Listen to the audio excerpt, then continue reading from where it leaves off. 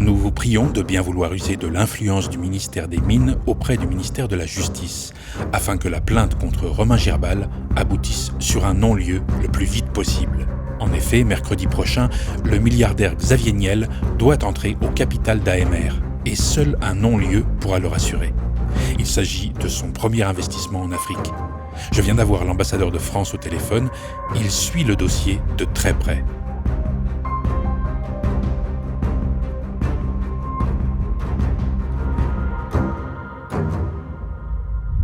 L'enquête que vous allez voir a été réalisée sous haute tension. Après le leak de centaines de mails provenant d'une société minière française, des témoins ont été intimidés, des boîtes mail hackées. Pas facile d'enquêter sur les dessous et les gros sous de la France-Afrique. Mais n'allons pas trop vite. Notre histoire commence il y a quelques années en Guinée, l'un des pays les plus pauvres et les plus riches au monde.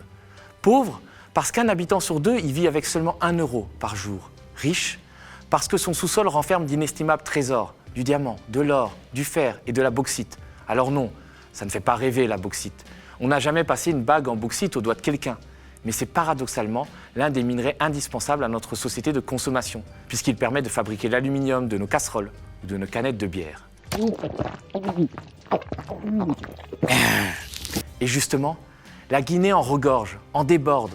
On estime qu'elle dispose de la moitié des réserves mondiales de bauxite. Imaginez-vous bien, la moitié des réserves mondiales pour ce pays d'Afrique de l'Ouest, 2,5 fois plus petit que la France. C'est en cela que la Guinée revêt une importance capitale, un attrait certain pour la planète entière, puisqu'elle possède les plus importantes réserves mondiales de bauxite. Ces réserves sont estimées à plus de 40 milliards de tonnes, localisées essentiellement dans la région de Bokeh, vers laquelle nous nous dirigeons. Une région dans laquelle les firmes chinoises se sont fortement implantées. Après seulement 40 minutes de vol d'hélicoptère, nous assistons donc à cette réalité criarde, à ce scandale. Des pipelines qui drainent les minerais bruts creusés directement sur les bateaux. Pas de centre de triage, pas de zone de contrôle. Les minerais creusés sont directement versés sur les bateaux à quai.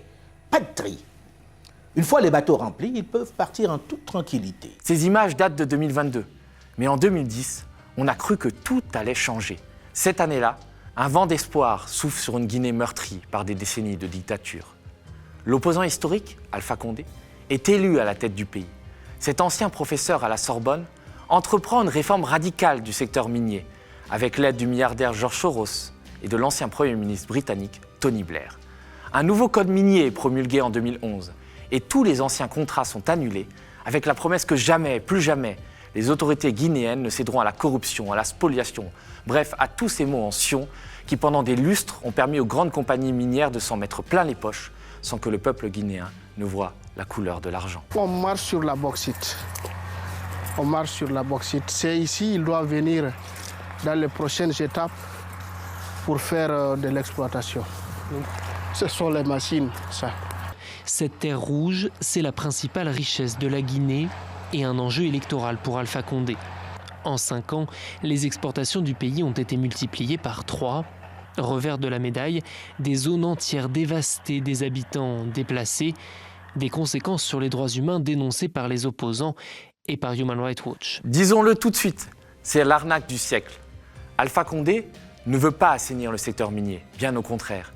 Il entend chasser des prédateurs pour les remplacer par d'autres prédateurs, des bandits en col blanc qu'il a choisis et avec lesquels il a négocié de gros pots de vin. Si les Chinois trustent la plupart des nouveaux permis miniers, Alpha Condé laisse quand même quelques miettes aux Français. Il faut dire qu'il leur doit une fière chandelle, et notamment à son grand copain, Bernard Kouchner. Alpha Condé, exilé durant des décennies, a toujours pu en France compter sur Bernard. Aujourd'hui, c'est Kouchner qui a besoin de lui pour faire accélérer les travaux de la maternité. Je le suis depuis 50 ans. Je le suis depuis 50 ans. Je le suis depuis 50 ans. Qu'est-ce que tu veux? Il m'a entraîné dans ces mouvements, dans le, comment s'appelle le journal qu'il faisait avec le Villeneuve. Avec l'événement? L'événement, oui. Avec chose. Oui. Avec Dacier de la Virginie, non? Hein? Dans ses péripéties dans l'USC pour combattre la direction du PC. C'est une vieille histoire. Très fraternelle, pas toujours en accord complet. Heureusement, c'est la dialectique. Ça, c'est le moins comme ça, c'est le moins qu'on peut dire. Marx a dit que l'humanité ne résout que des problèmes qui se posent à elle. Tu me poses des problèmes, je les résous. C'est pas la peine de faire du bavardage. Comptez sur nous. Bernard Kouchner est ministre des Affaires étrangères de Sarkozy. Lorsqu'Alpha Condé se présente aux présidentielles guinéennes, le French Doctor pèse de tout son poids pour que la France soutienne son ami de lycée et l'aide à remporter un scrutin entaché de fraude.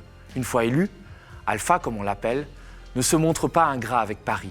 Il offre la concession du port de la capitale, à Bolloré, et accorde quasi gratuitement un permis minier de bauxite à 2 jeunes Français. Romain Girbal et Thibault Launay sont 2 gamins même pas trentenaires, qui ont tout l'air de parfaits hommes de paille. Sans expérience et avec seulement 1 000 € de capital, ils reçoivent une zone à explorer, tenez-vous bien, de 295 km². Ça ne fait vraiment pas cher le mètre carré. Il y a 2 ans, le média a déjà raconté la rocambolesque aventure de cette alliance minière responsable, AMR en abrégé, une start-up française qui, à l'époque, promet de faire de la mine autrement, éthiquement, en payant ses impôts et soi-disant en respectant les populations locales, bla bla bla bla. Nous aussi, nous sommes des dirigeants de société, on a envie de montrer qu'on peut faire de la mine différemment. La mine, c'est pas seulement de l'exploitation, détruire, et c'est aussi pouvoir se mettre d'accord avec les communautés, que ce soit un rapport gagnant-gagnant pour tout le monde. Normes sociales, normes environnementales, essayer d'imposer l'emploi local au maximum. Ça, c'est obligatoire. D'ailleurs, on est une petite équipe aujourd'hui, on est 21 pour le moment, on a 18 Guinéens. Voilà. Et, comme vous le disiez, former les ingénieurs, former peut-être ceux qui exploiteront ces mines plus tard. Bien sûr, c'est l'objectif et ça va être d'employer de plus en plus de Guinéens quand on va passer au stade de l'exploitation.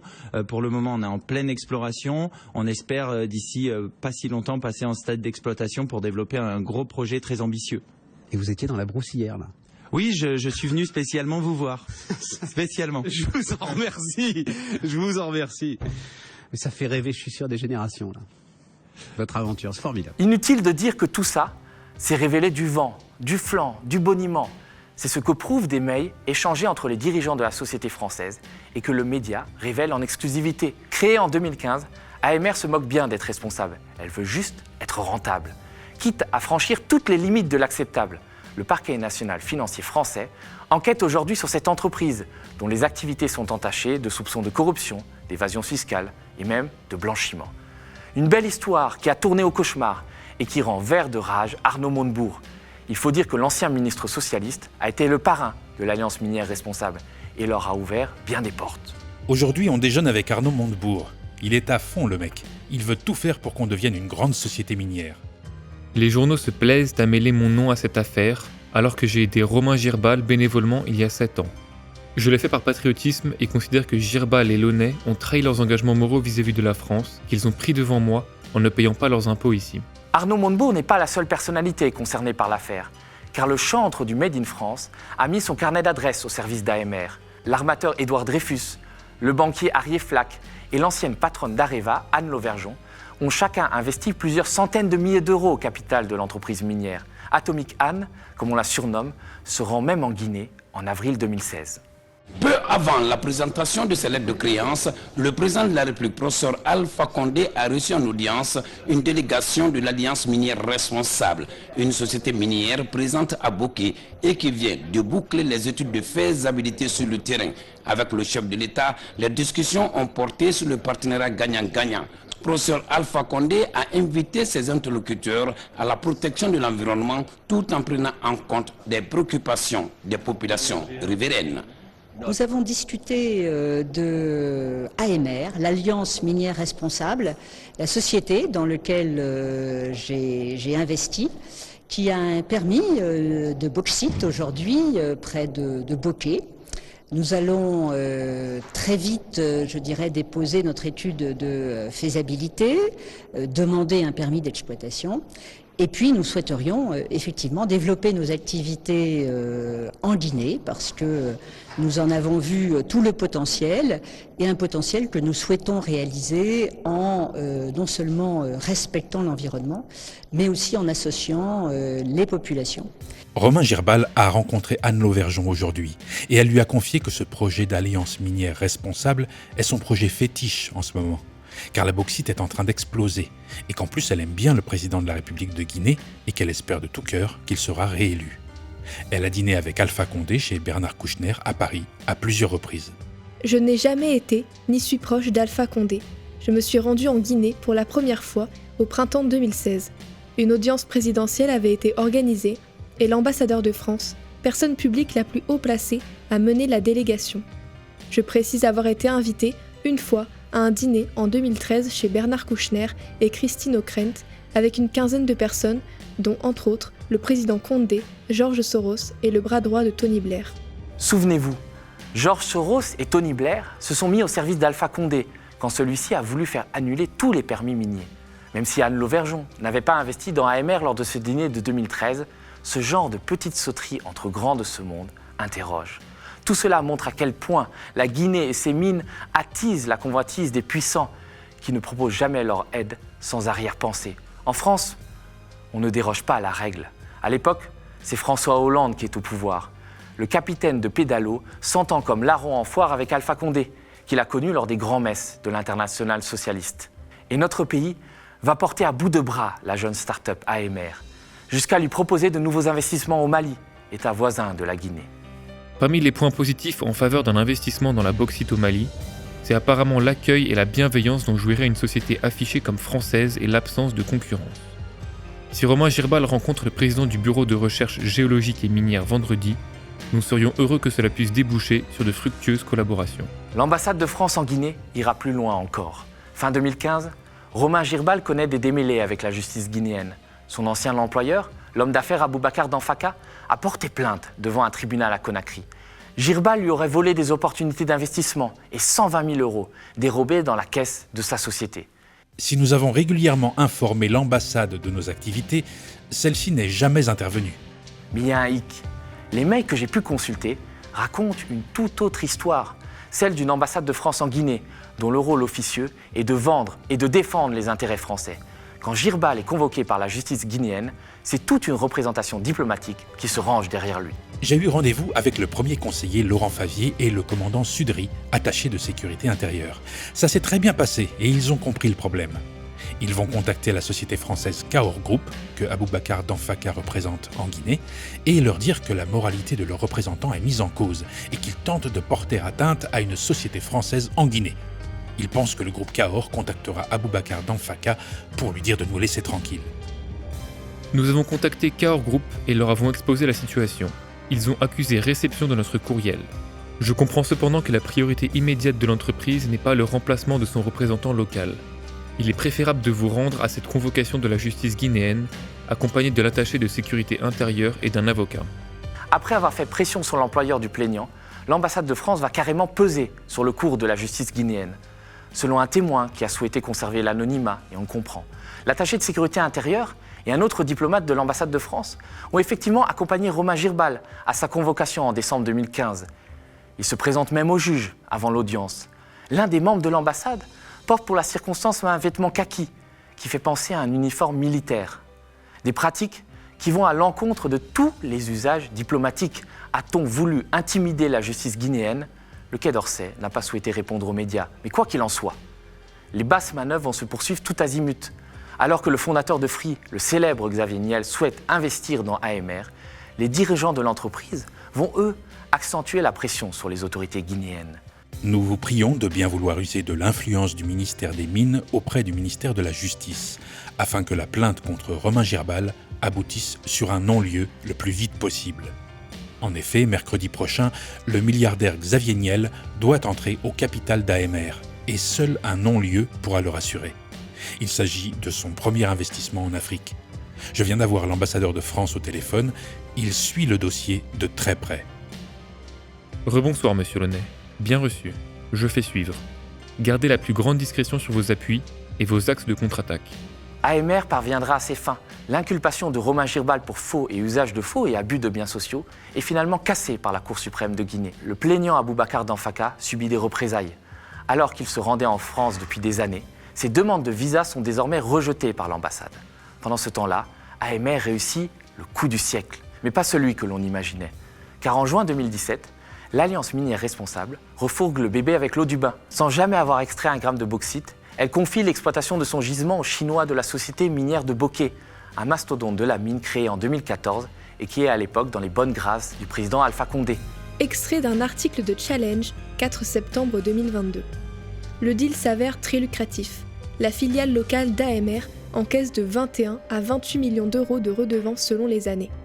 Mais étrangement, ces bénéfices restent modestes. Les profits sont siphonnés par une société basée à Hong Kong, Rock Ocean, dirigée par Thibault Launay. Rock Ocean a facturé de multiples prestations de services à AMR, minimisant ainsi le bénéfice imposable en Guinée. Tout ça pour ça. Ce tintamarre autour du grand retour de la France dans les mines de Guinée n'a eu pour objectif que de dissimuler le véritable but d'AMR, une énorme valorisation hors sol, où cette équipe de France des mines, comme l'a surnommé Arnaud Montebourg, a réussi à se faire des dizaines de millions d'euros sur du vent, avec la bénédiction des autorités françaises et d'une dictature locale.